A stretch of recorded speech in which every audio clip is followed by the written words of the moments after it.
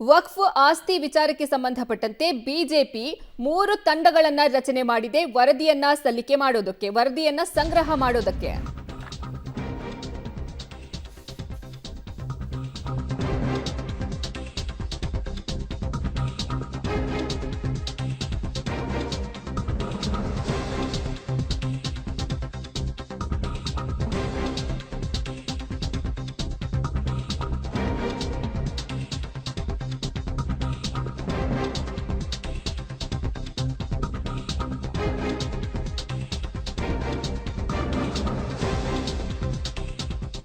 ರಾಜ್ಯದಲ್ಲಿ ವಕ್ಫ್ ಆಸ್ತಿ ವಿವಾದ ವಿಚಾರಕ್ಕೆ ಸಂಬಂಧಪಟ್ಟಂತೆ ಬಿಜೆಪಿ 3 ತಂಡಗಳನ್ನು ರಚನೆ ಮಾಡಿದೆ.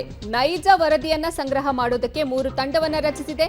ಆರ್ ಅಶೋಕ್, ವಿಜಯೇಂದ್ರ ಹಾಗೂ ಛಲವಾದಿ ಅವರನ್ನ ಒಳಗೊಂಡ 3 ತಂಡಗಳನ್ನು ಪ್ರತ್ಯೇಕವಾಗಿ ಮಾಡಿದೆ. ರಾಜ್ಯ ಬಿಜೆಪಿಯಿಂದ 3 ತಂಡವನ್ನು ರಚನೆ ಮಾಡಲಾಗಿದೆ. ರಾಜ್ಯದಲ್ಲಿ ವಕ್ಫ್ ಆಸ್ತಿ ವಿವಾದಕ್ಕೆ ಸಂಬಂಧಪಟ್ಟಂತೆ ನಮ್ಮ ಭೂಮಿ ನಮ್ಮ ಹಕ್ಕು ಘೋಷವಾಕ್ಯದಡಿ 3 ತಂಡಗಳನ್ನು ರಚನೆ ಮಾಡಿದ್ದು ನೈಜ ವರದಿಯನ್ನ ಈ ತಂಡಗಳು ಸಂಗ್ರಹ ಮಾಡಲಿವೆ. ವಿಜಯೇಂದ್ರ, ಅಶೋಕ್ ಹಾಗೂ ಛಲವಾದಿ ನೇತೃತ್ವದ 3 ತಂಡವನ್ನ ಬಿಜೆಪಿ ರಚಿಸಿದೆ. ವಕ್ಫ್ ಅಧ್ಯಯನವನ್ನ ಇವರು ಮಾಡಲಿದ್ದಾರೆ. ರಾಜ್ಯದಲ್ಲಿ ವಕ್ಫ್ ಆಸ್ತಿ ವಿವಾದ ವಿಚಾರಕ್ಕೆ ಸಂಬಂಧಪಟ್ಟಂತೆ ವಿಜಯೇಂದ್ರ, ಅಶೋಕ್ ಹಾಗೂ ಛಲವಾದಿ ನೇತೃತ್ವದ 3 ತಂಡವನ್ನ ಬಿಜೆಪಿ ಮಾಡಿದ್ದು, ವಕ್ಫ್ ಅಧ್ಯಯನ ತಂಡದಲ್ಲಿ ಬಿಜೆಪಿ ಭಿನ್ನರಿಗೂ ಸಹ ಇದರಲ್ಲಿ ಸ್ಥಾನವನ್ನ ಕೊಡಲಾಗಿದೆ.